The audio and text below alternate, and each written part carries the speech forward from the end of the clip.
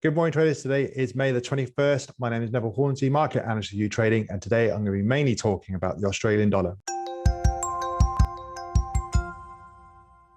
Before we get into the Aussie dollar, I want to talk about commodities and mining. And here I've got the copper chart. The copper chart itself is generally a good barometer for market and macroeconomic activity.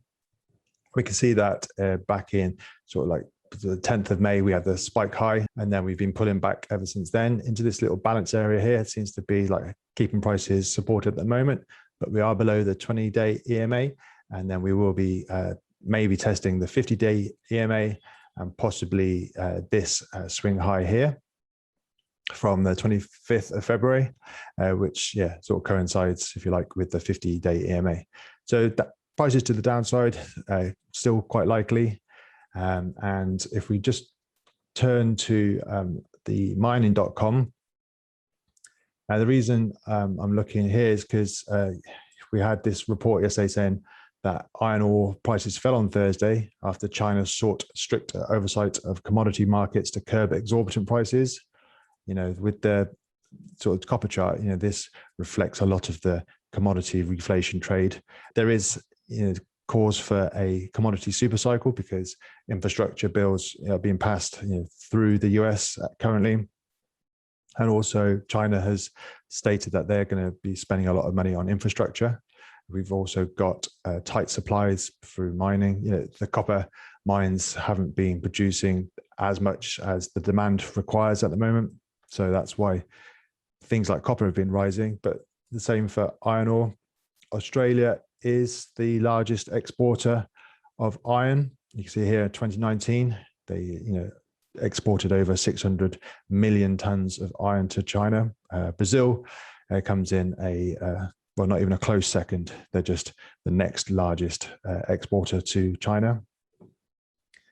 Australia and China politically are having a rough time of it.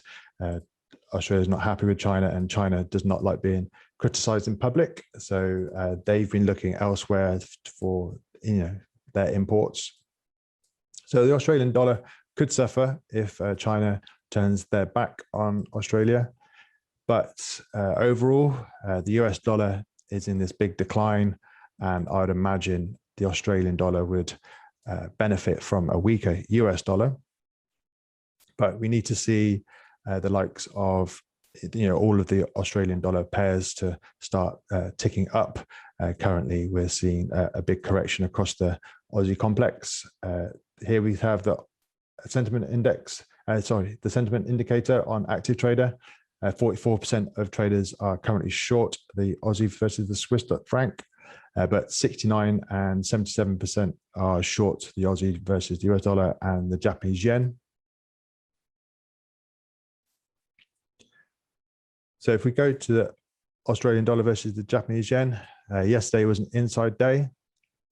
You can see that we had like a little sort of pause in the market. It sort of held above the 50 EMA where we are now. But if we break lower than the 19th, which was Wednesday's prices, if we get below that range, then we are going to be targeting most likely the swing lows from April and then maybe March. Obviously, if all of that doesn't hold and prices in the Australian dollar does fall even further, then we've got this balance area back here from the beginning of 2021 and the 200 EMA to target 2.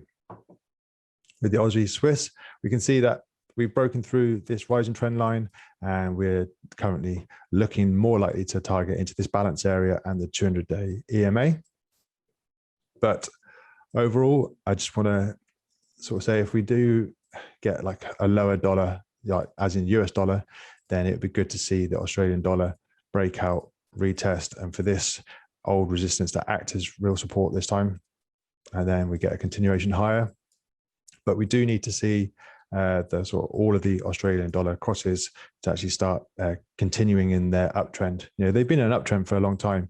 We just need this sort of corrective period to be over and for support to be found, so we can see this trend carry on.